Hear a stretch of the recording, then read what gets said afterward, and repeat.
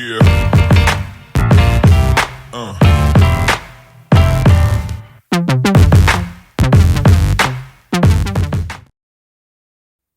Hello, my fellow gamers. Welcome back to Comfortable Gaming.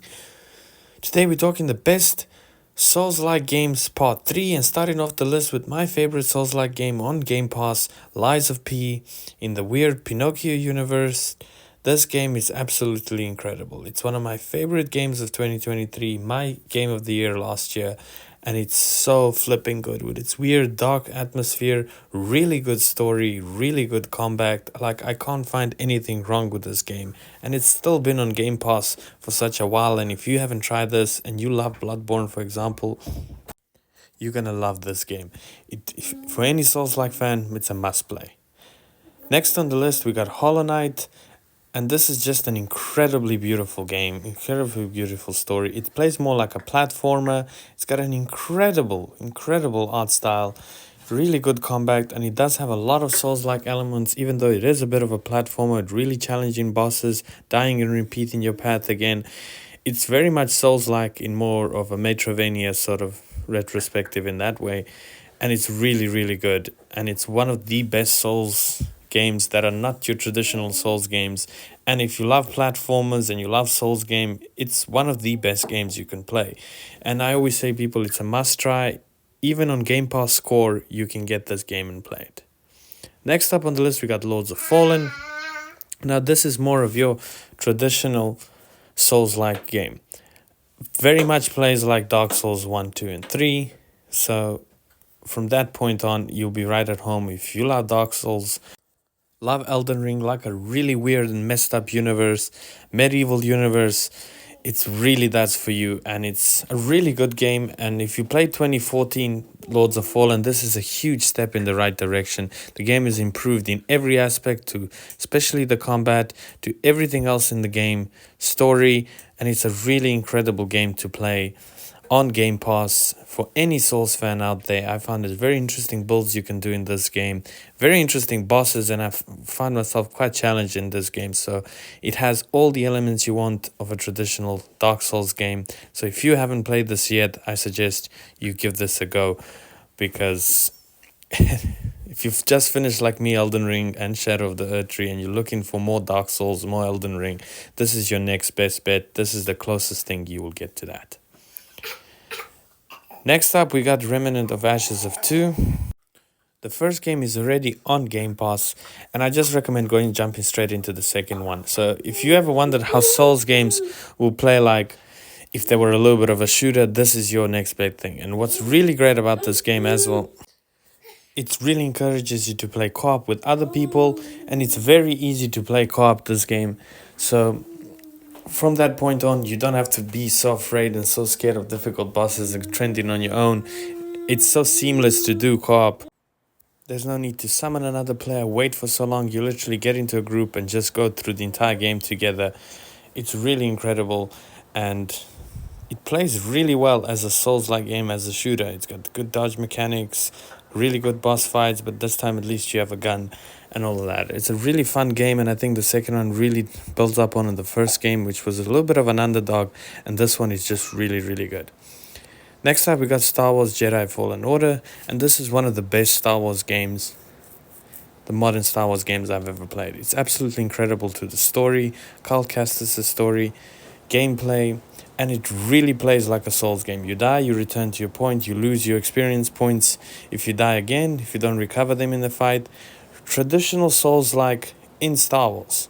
And what's really nice with this game, if for those players that just want to experience a really good Star Wars story, but they don't want to deal with the difficulty, there is a difficulty setting in this game, unlike your traditional Souls games, which is quite neat for those players that just want to experience the game and don't have to worry too much dying and can't finishing the game, which is quite neat, which also leads us straight away into Jedi Survivor, the sequel to this game. And this game just builds up on to graphics, to combat, to a completely new fighting stance, which is really cool. opens up the story even more of Carl Kestis, which I really enjoyed the second one too. Everything you do in this game, and it really surprised me. It follows that same traditional Souls-like, the high runes as the previous game. It's still got the difficulty scaling, so if you really want a hard challenge, you can crank it up all the way to Grandmaster and have a huge challenge and really feel like you're in a proper Souls game. But for those players that just want to experience this great Star Wars game and great story, you don't have to do that.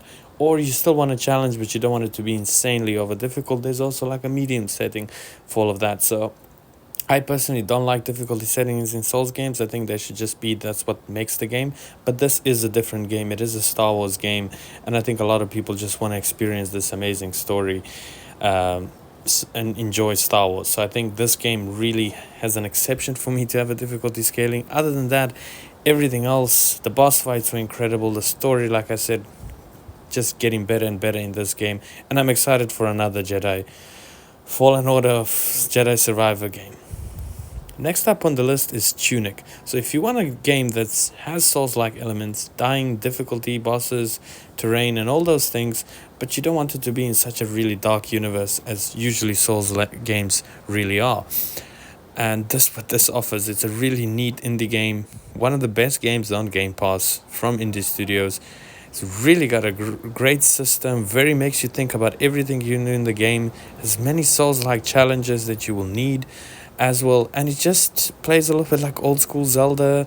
There's a really good dodge mechanic, hard boss fights. It's really everything you want, except it's a much more charming and relaxed world, minus the game not being a little bit challenging to your traditional Souls dark universe sort of games that you generally used to from Souls games, which I find really awesome. And the art design and everything in this game is really done well.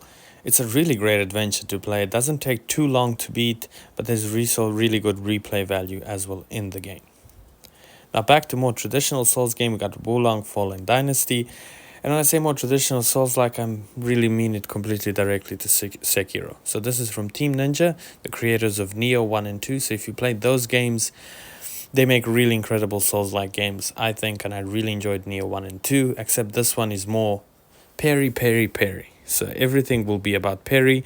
You can dodge, but I wouldn't advise it in this game. And it really took me a while to really get grasp of this game. Same with Sekiro the first time I played it. Parry is everything in this game, and a little bit getting used to the new traditional dodge mechanic. The game is very challenging.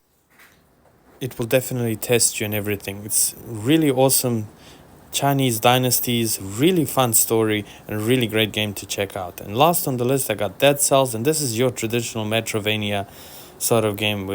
It's one of my favorites, and I highly recommend it. And the same as Hollow Knight, if you got Game Pass Core, you don't even need Ultimate. You can jump straight into this game and download it and play it on Game Pass. It's got so many different weapons, permanent upgrades to do. It's literally Metrovania with Souls-like in it.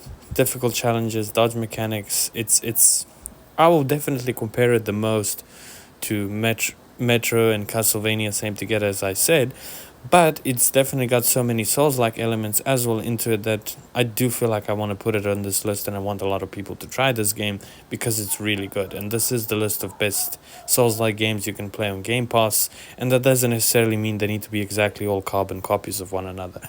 So really check this out. This game is really beautiful, it's really good, really fun replayability, and it's just really fun gameplay, and it can be really challenging at times. Really great one to check out on Game Pass. Thank you guys all for watching, and I will see you guys all in the next one.